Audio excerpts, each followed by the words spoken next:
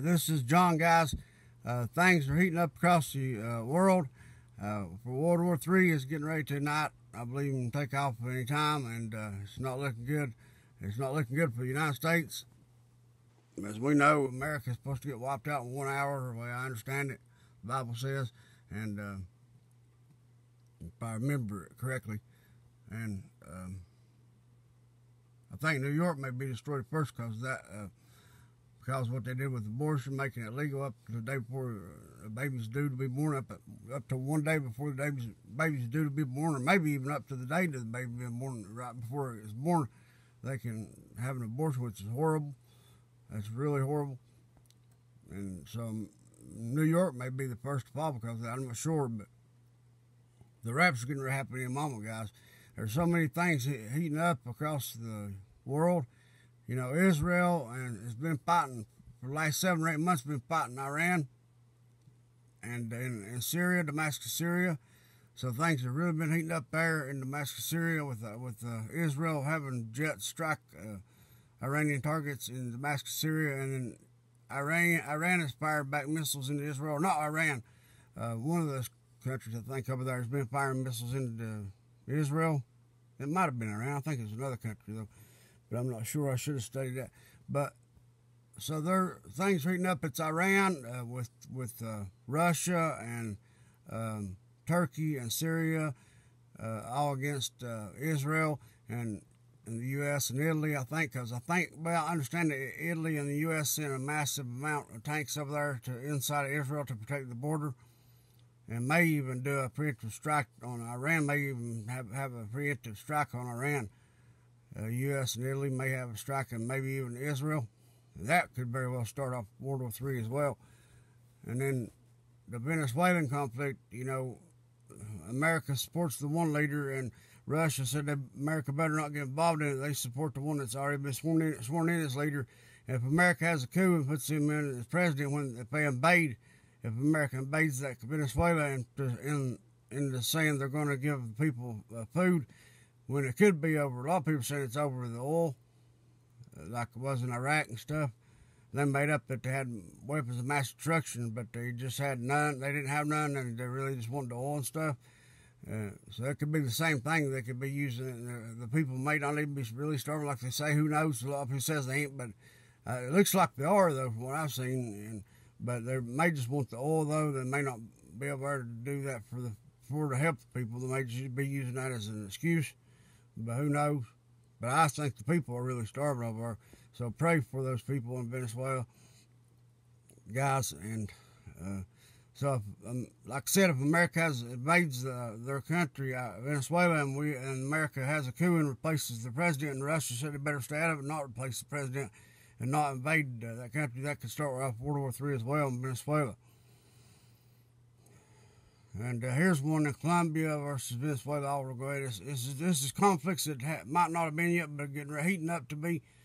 Okay, or some of them might be, and some of them might not be yet.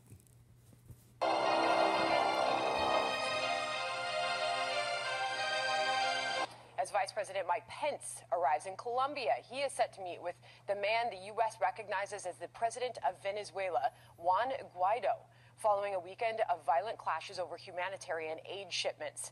Secretary of State Mike Pompeo keeping his options open when it comes to Venezuela. We've said every option's on the table. We're going to do the things that need to be done to make sure that the Venezuelan people's voice, that democracy reigns, and that there's a brighter future for the people of Venezuela. Former senior Venezuela envoy to the U.S., Isaias Medina, joins us now. Isaias, welcome, and thank you for coming on America's Newsroom this morning.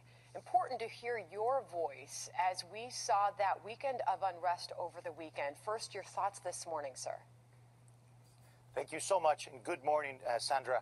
Thank you for having me, and thanks to President Trump, Vice President Pence, to Secretary Bolton, to all the U.S. team that has been working to try to bring, the help that Venezuelan people need from the U.S. and from our allies around the world. I have to tell you, the world has witnessed the atrocity crimes of not only Maduro's proxy armed militias, but also by Cuban-led military that have been committing these ongoing violations of human rights and crimes against humanity. And it is time that right now in Colombia, with the special presence of Vice President Pence, with the presence of our interim constitutional president, Juan Guaido, and with President Duque and all the rest of the Lima Group representatives, that there comes out a decisive, uncompromising ultimatum with a very short deadline. This is very important. And this is going to be Pakistan versus India.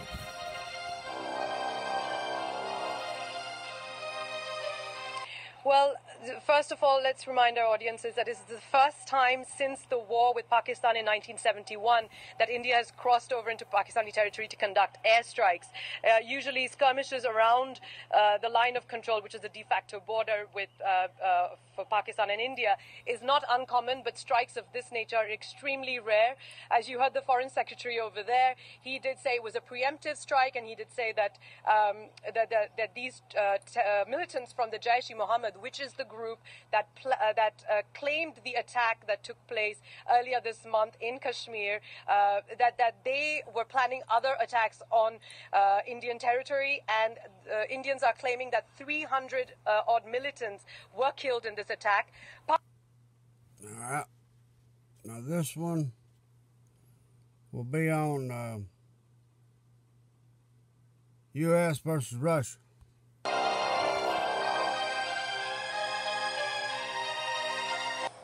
The United States Special Operations Command will be changing strategies in the near future. This is according to a new report. But instead of targeting radical terrorist groups, their focus could change to major nations like China and Russia. RT's Rachel Blevins joins me now with the details. Rachel, what's the reason for the significant change in strategy? Well, Sarah, the officials who are in favor of this change of mission claim that it's simply time for special forces to rebrand. And they say that the military can't keep solving today's problems with conventional methods.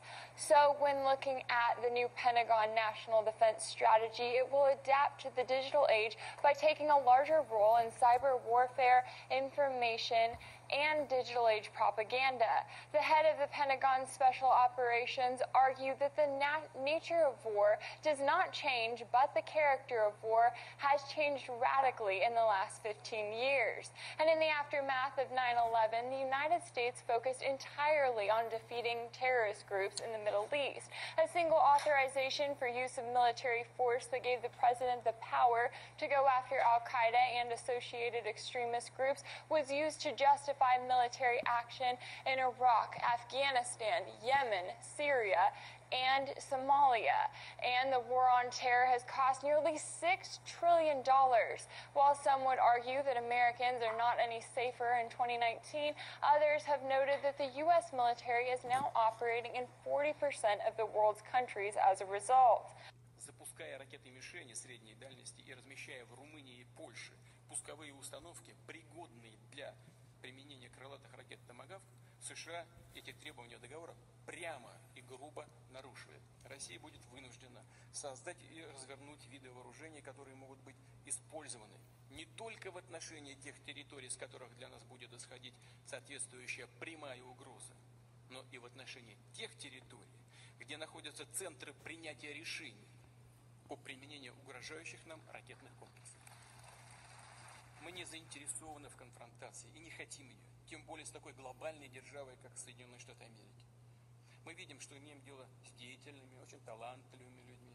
Однако среди правящего класса США много и таких, кто излишне увлечен идеей своей исключительности и своего превосходства над всем остальным миром. Разумеется, это их право думать так, как они хотят. Но считать-то они умеют? Умеют наверняка. Пусть посчитают дальность и скорость наших перспективных систем оружия. Мы просим только об этом. Пусть сначала посчитают, а уже только после этого принимают решения, которые могут создать дополнительные серьезные угрозы для нашей страны. Well, tonight, Russian state TV has identified McClellan as a target if there is ever a nuclear strike. An anti-American news program showed This map right here reporting hypersonic missiles Russia is developing could be fired from submarines hitting McClellan, Fort Ritchie in Maryland, and Jim Creek in Washington within 5 minutes. Sacramento County's Office of Emergency Services is not commenting on this, other than saying it wouldn't know why Russia would target McClellan, which was deactivated in 2001. This one is going to be Canada versus China.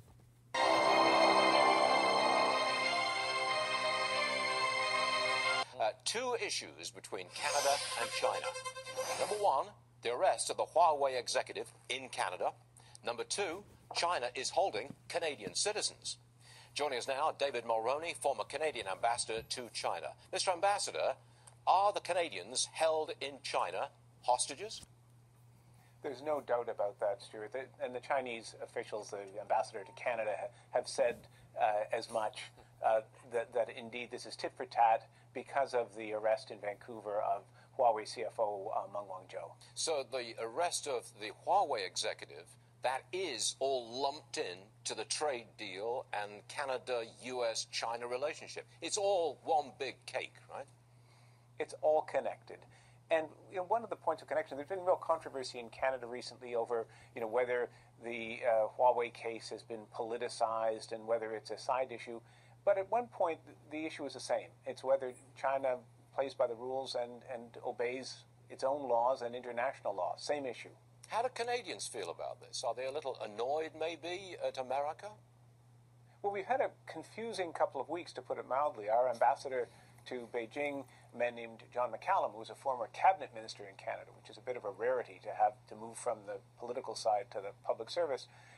He gave a couple of speeches in which he said he thought that Ms. Meng had a strong case, very odd for an ambassador to say, and two, that it would be great, as in his words, if she were returned to China.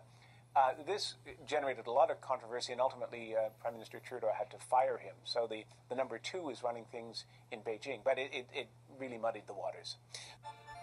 We recognize China is an extremely important and growing economy, a significant player on the world stage. We look forward to continuing to trade with China, but we need the Chinese authorities to understand that when it comes to the rule of law, Canada and an awful lot of other countries will stand firm. As the rift between Ottawa and Beijing widens, sparked by Canada's arrest of Huawei CFO Meng Wanzhou and the subsequent arrest, detainment of two Canadians, there are new worries about how the diplomatic tensions are affecting business ties between the two countries. China is Canada's third largest trading partner, and with billions of investment dollars at stake, the business community is getting worried. Katie Simpson on how they're managing the uncertainty. This is going to be on Taiwan versus China.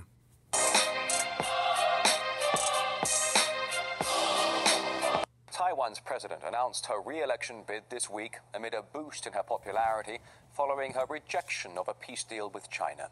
In contrast, the Taiwanese opposition party leader has promised to sign a peace treaty with Beijing if indeed his party is able to regain the presidency in 2020. Evangelos Sipsas reports. For China, this island is part of its own territory. But for Taiwan, China is a threat. If you believe the Western media narrative, this free democratic land needs to defend itself from the imperialist ambitions of Xi Jinping's government. China's threats to forcefully retake the island. Not just engaging in belligerent rhetoric, it's trying to cut Taiwan off further from the business community, making them redraw their maps that Taiwan is part of China. It has long refused to rule out the use of force to achieve that goal. Taiwan has looked to the West ever since it split from mainland China in the wake of the Civil War in 1949. But the vast majority of the UN members have never recognized it as an independent country. And Beijing has always stuck to its one China policy.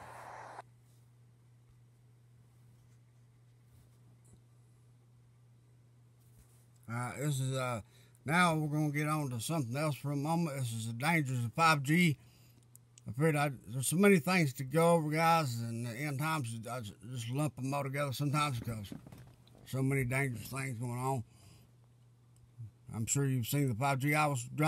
I live in Southwest Virginia, and I was coming home the other day, and it looked like I was putting up those things not far from our home. I won't live around them. If they put them up here, I'll move up on the hill. We live on about an 80-acre farm. I'll move up on the hill away from them. I'm not going to live around them unless I have something that protects me from that. Watch that woman that worked at the airport. Watch my video. She worked at the airport around that 5G, the millimeter microwave waves or whatever they are. And she said about 24 people that worked around them, every one of them died or got cancer. And she about died. It's bad stuff. And it's also, it takes away your privacy. They can see exactly what you're doing through your home, through the walls of your home and everything else with this technology. I'll go ahead and start this video. Last night we talked about how the 5th generation of wireless technology, or 5G as it's being rolled out worldwide without safety testing. Let me say that again, without safety testing. And how we've got scientists and doctors and environmental organizers saying, stop this. Because in terms of the effects of wireless radiation, the science is in. Wireless radiation can lead to cancerous heart tumors, brain tumors, DNA damage. Wireless radiation is linked to infertility, to autism, Alzheimer's, and more. And guess what? All the effects that I just listed, those are some of the effects that are known according to the technology that's being seen today. So, what happens when we roll out the next technology, 5G? How much more powerful is 5G? How much more troublesome might it be? Well, we bring in now our NRS correspondent, Michelle Greenstein, who's been working on this. I would imagine if those things are all potentially dangerous now, 5G can only, add to it, right? It could be more dangerous, right? Yeah, that's exactly the question to be asking, because it's not just faster internet. Right now with 4G and LTE, which is a part of that, we have about a 50 millisecond delay. 5G is going to bring us about a 1 millisecond delay. So you and I are not going to notice that technological difference, right? But what this means is that machines will be communicating with each other quite seamlessly. And 5G is going to be the platform, it's going to be the infrastructure for all of this smart grid technology, the Internet of Things, right? We're going to have integrated smart homes with all of our devices connected. That means you can press a touch screen on your refrigerator and order more coffee, or set the mood lighting, or start playing some music. And we're told that things like smart driving cars are going to lead to less accidents, or that smart meters are going to give utilities and customers more data, more information, so we can avoid blackouts and things like that. But of course, all this more data from a health perspective means more disease, because these devices are constantly pulsing with radiation. Pulsing with radiation. I would think that if someone had come and said, we are going to develop this omnipresent system that's going to surround us with this stuff, that's going to be pulsing radiation everywhere, somewhere along the line, somebody would have asked, well, hold on a minute, let's run this by the experts first and make sure we're all going to be safe. So how do we get to this point? Well, I think the really important question to ask is, how can we protect ourselves against this wireless radiation? Yeah. And I actually spoke to Cece Doucette. She's the founder of an international nonprofit called Wireless Education, and I asked her what we can do to protect ourselves. Let's see what she said. Okay. Assess what you have in your own possession that you can control. For example, in my home, we have completely hardwired all of our technology. My computers run a lot faster. They're certainly more safe because we don't have any radio frequency exposures. A lot of our technology appears to be hardwired, but you have to take it one step further and also go into your settings and turn off all the antennas. You can buy a little adapter to hardwire most of your cell phones, and that just means plug it into your router using an Ethernet cable, and then just put a little adapter on that will allow you to plug directly into your device. But plugging it in phones, and that just means plug it into your router using an Ethernet cable, all over and back then just a put a little bit little closer. adapter on that will allow you to plug It didn't directly go back into your very device. But plugging it in does not automatically disable those antennas. Satan's attacking. So you just simply go into settings, identify all the antennas. One cell phone may... I come against, I plead the blood of Jesus Christ all over my iPad and this video, and I come against any evil forces that's trying to stop my video from downloading and mess it up. I come against Satan and his other fallen angels, and I command they stop messing with these videos right now in Jesus' name. I apologize, guys. We have 5 or 6 separate antennas. There could be one for cellular, one for data, one for Bluetooth, one for Wi-Fi, one for locator, and by now the industry is using us as their network, so there could be an additional one for a hotspot. Turn them all off and hit save, and you will have nice, safe technology. So she's speaking from a personal perspective, right? We should make sure that as many of our devices as possible should be hardwired. But the issue with 5G is that it will be impossible to walk outside without exposing yourself to this radiation because these small cell towers are going to be everywhere. Now, Rick, you asked how we got here. We got here because the FCC, the organization that is supposedly supposed to be regulating the wireless industry, has been completely captured by the wireless industry itself. We know that these so-called public servants or our representatives and all these government entities have really been captured by the wireless industry, and that's what happens when any industry gets so big that it can afford to use a government body.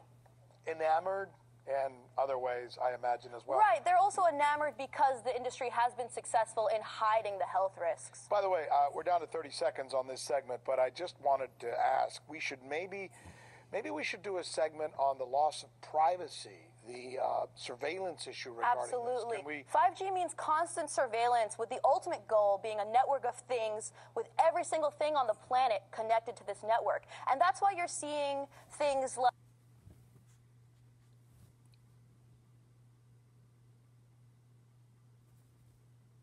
from the Thames. Here's another one, what's guys. the Let's next see. big thing, by the way? It's called... Let me get it to the right place. Satan's attacking still. I had it right where I wanted it. test as being awesome, but the downside is that with this rollout, it will be impossible to exist in a city or to walk outside without being exposed. There's going to be a cell tower in front of every few houses, and this means that your personal choices, whether or not you personally use a cell phone or hold it 10 inches away from your head, that cannot escape you from your radiation exposure. So let's listen to what Dr. David Carpenter, another public health physician and actually a signatory to this international appeal, had to say. I asked him about the safety testing that's been done with this 5G rollout. Okay. There's been no safety testing of 5G. The reason I think that it's dangerous is that there isn't any specific information to 5G, but we know that radio frequency radiation of 3G and 4G are associated with a whole variety of different human health effects. Everyone is going to be exposed to radio frequency radiation more continuously and at higher intensities, and that's going to cause more human disease.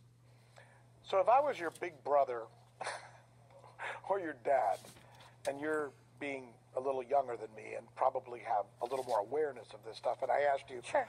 So when you described 5G, for those in the audience that maybe don't understand it, it's like this Alexa thing that's being sold to us. It's this thing in our homes where, as you said, our toaster's talking to our phone and our phone is talking to... The Internet of Things, right? I mean, if you go online and Google Internet of Things, it's just like utopian Everything is vision. connected, right? Everything, yeah. Sounds super amazing. That's what 5G will eventually hope to become. Exactly. And you're saying... it's too much. It's too omnipresent. Well, I'm saying that there should at least be a public debate about the health effects. And the fact is the government is completely not jumping on the ball. I mean, because of the Telecommunications Act of 1996, which says that no state or local government can regulate the placement of any cell towers regardless of environmental effects. Right. That has really laid, there it is right there, that has really laid the groundwork for this toxic infrastructure. What is that we're looking at? I mean, this is the Telecommunications Act of 1996. It's long. Why am I reading it? This basically says that regardless of health effects, you cannot stop the deployment of 5G infrastructure. And the FCC, which has no health expertise itself, is completely captured by the wireless industry. It's the same playbook that big oil used with climate change or big tobacco with cigarettes. They're really deceiving the public and selling this to us as something that doesn't have a lot of risks. But you know who hasn't been fooled? The insurance companies. They are not selling any product liability policies that cover cell phone radiation because they aren't fooled by these studies. And look, when people find reports, it is. When usually when you or I go online and find reports about wireless tech to find that it's harmless or that there's no evidence of harm, we're usually looking at industry-sponsored studies. All right. Here's another one.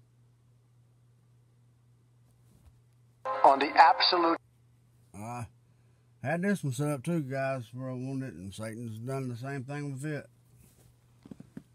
Bear with me just a moment. I'm sorry. I'll get it right where I want it and then start it off.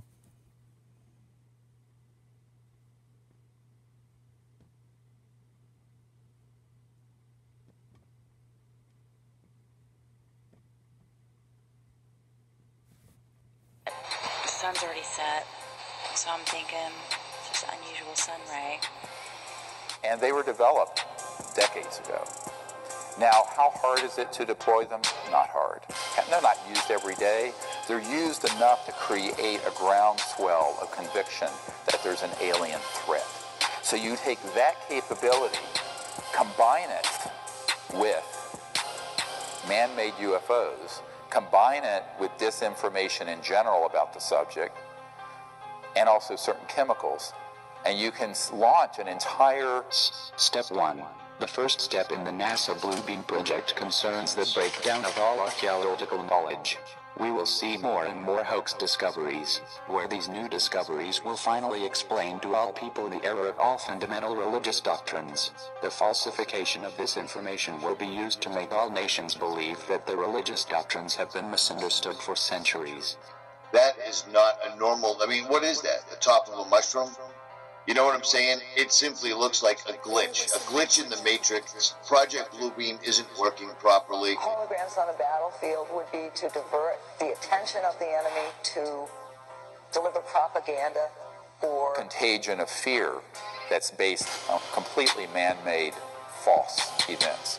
Advanced technologies, you know, and all these talks about microchips. The military started doing a lot of research into sort of implanting chips in troops, and also, you know, sort of even like cyborg technology, you know, integrated into the troops as well. Poisoning of the air and of the principal sources of food and water supply is already well advanced, and at first glance would seem promising in this respect.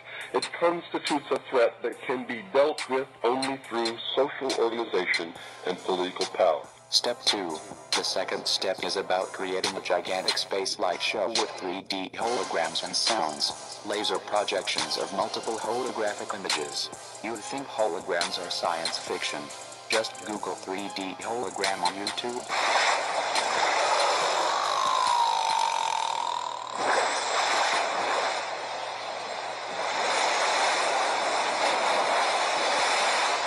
The UFO phenomenon, it has all the earmarks of the most successful, most sophisticated mind control operation in the history of the world, and you are ignoring it. Step 3. The third step is a telepathic electronic two-way communication with extra low frequency, very low frequency, powerful waves which are able to reach everyone on Earth. Using H8ARP wave technology, ELF-H8ARP waves can be directly projected into the brain, causing the brain to receive messages. Something very frightening to make the enemy run away if you think that he will believe that what you're sending is really an angel, a devil, a UFO. That very well possibly there's going to be an alien invasion. And the government knows it. Right. And consequently, they are trying to prepare the people. Create the possibility in the minds of the people of the world that we are being threatened from some other species, from some other planet, and do it in a way that if anybody questions it, or challenged it, or wants to talk about it publicly, that they are ridiculed. They wanted to see how the people will react if the people really thought that there was an alien invasion from another world. It was called War of the Worlds. Step 4. Electronic universal supernatural manifestation designed to deceive will create the following illusion. Make mankind believe an alien invasion is imminent. How are they going to project the images on the sky? Well, if this is your question, then you have to get back to step 2 and research on 3D holograms.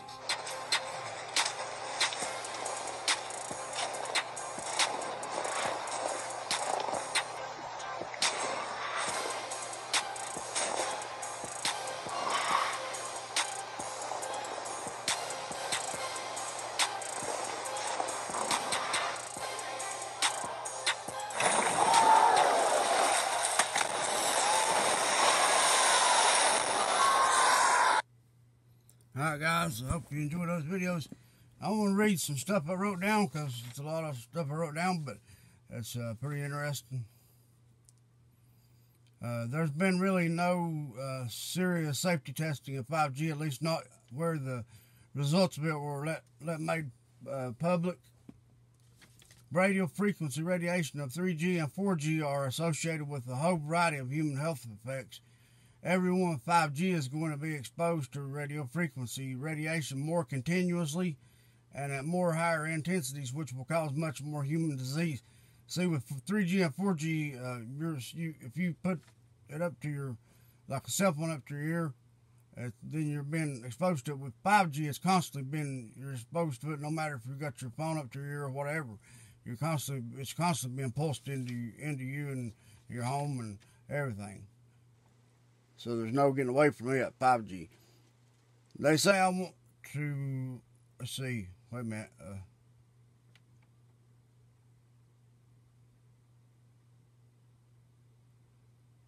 All right, hold on a minute, guys. Well, one thing, they're changing our Bibles. I'm sure you're aware of that, the Great Deception. This is the time of the Great Deception, the Great Apostasy, the falling away from the truth, of God's true word. And our Bibles are being changed supernaturally. God separating the barley from the wheat from the tares.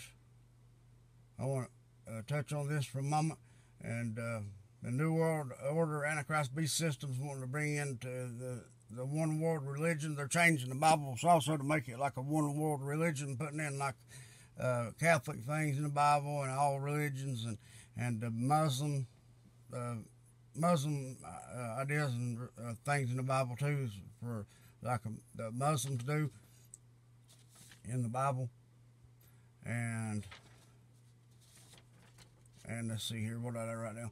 Which and they're also changing the Bibles to make people believe an alien race that will come down to earth and interact with people with Obama as their leader, are the ones who have made people.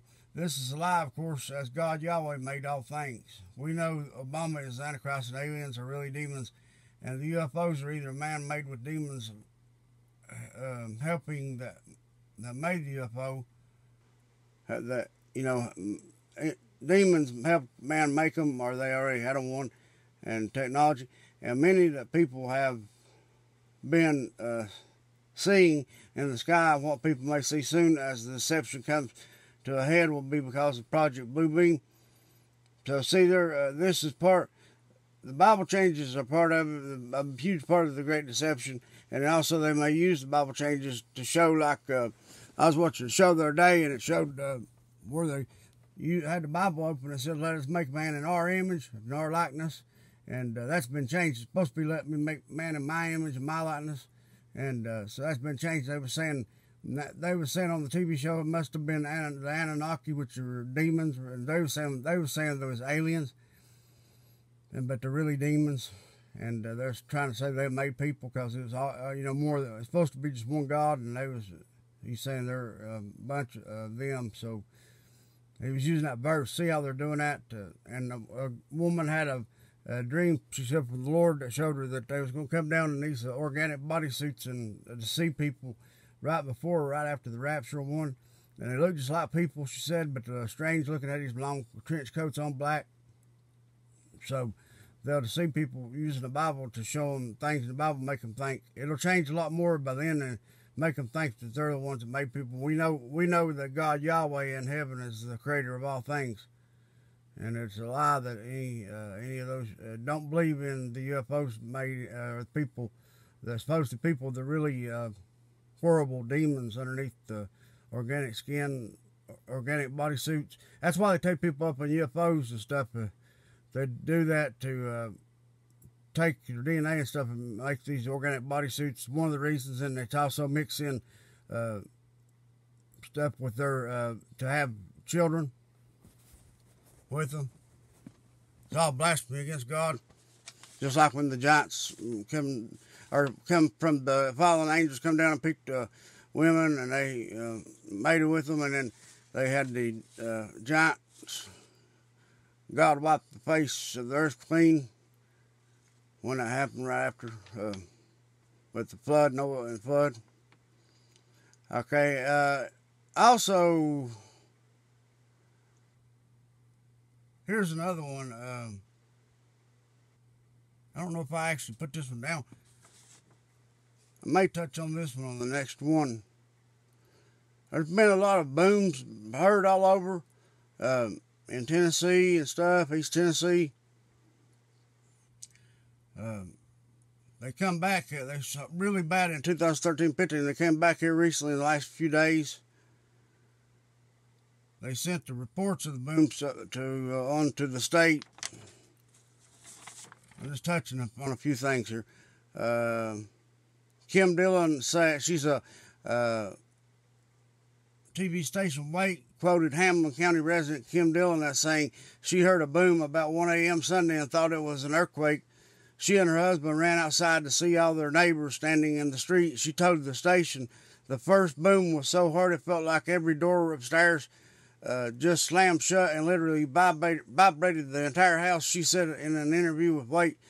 Commentators on the city's Facebook page admitted being scared and said they had heard huge booms underground as many as 4 times in a single day. Morristown officials revealed people had been hearing the loud booms as far back as 2013, mostly in the winter. Town officials also noted a pattern had developed: precipitation followed by a drop in temperature and our atmospheric pressure, and the unexplained booms returned to Morristown. All right. And then let's see if I want to get into this.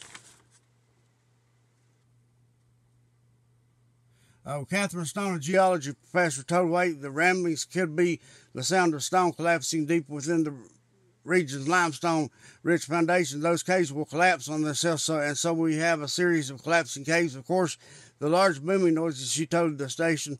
Morristown officials have shared the theory on Facebook, noting the city of 29,000 people sits atop an eroding landscape known as karst, prone to producing sinkholes. And trying to keep it as short as I can, guys. I know it's a long video, sorry. However, that cave in theory does not explain why the noises only began 5 years ago, town officials said on Facebook. Morristown and Hamilton County have been in a heavy karst for a lot longer than 2013, so it is unclear why the phenomena have begun only relatively recently, said the city on Facebook. And I remember watching a show on TV. It was about a man after he had trouble with sinkholes in his yard was able to somehow find a map of the U.S. that showed all the limestone cave systems across a huge part of the U.S. That man on the show said that's why what was making the sinkholes in Florida and many places across the U.S. The man in the TV show said there are many homes and neighborhoods built on top of this eroding landscape known as karst, which is prone to producing sinkholes. The man on the TV show said with big enough earthquake in the U.S., which was coming, we know from the Bible, and all the signs of earthquakes coming. The man on the TV show said with a big enough earthquake in the U.S. that the limestone caves underground would collapse, causing cracks in the earth and huge sinkholes all throughout the USA. He said it would be something like the likes you've never seen before. I've heard of people being shown in the spirit that when this happens, that the ground will open up and take or swallow up a huge number of people. This TV show was quite a while ago, as I hope I remember it right. The man in the TV show on sinkholes across the U.S. said he was astonished at all the places all across the U.S. that most people didn't have. Hang on, guys. I got one more page here. Didn't have a clue, could at any moment swallow up their homes, cars, and their neighbors' homes and whole neighborhoods for that matter. He said they will know it soon, though, because they expect a huge earthquake could be due or it is actually past due for it and could happen at any moment. Now, speaking on the cracks and sinkholes opening up, one of my neighbors that's kin to my wife said her brother, which is James, lives about 20 miles away, was showing on a cell phone picture he has a huge crack in the earth that has opened up and goes almost to his home, and his girlfriend there is terrified. It goes almost right under their home, but not all the way under it, and so. And his girlfriend, she's terrified, afraid that the home is going to fall in. And She's afraid they'll be swallowed up. They'll be swallowed up at nighttime in the middle of the night while they're sleeping in the middle of the night. They're like us and have not much money to move to. You know, we don't either. So if that happened to us, we wouldn't have no money to move neither. And they're like us, so they can't move to a safer area. I don't know what they're going to do about it. I pray for James and Phyllis that you, Lord, keep them safe, and that they can somehow get the money or a way to get out of this extremely dangerous situation. I pray this in Jesus' name. All right, guys, just touch on a few issues going on. There's so many things going on. I love you guys. I'll see you on the next video. Thank you.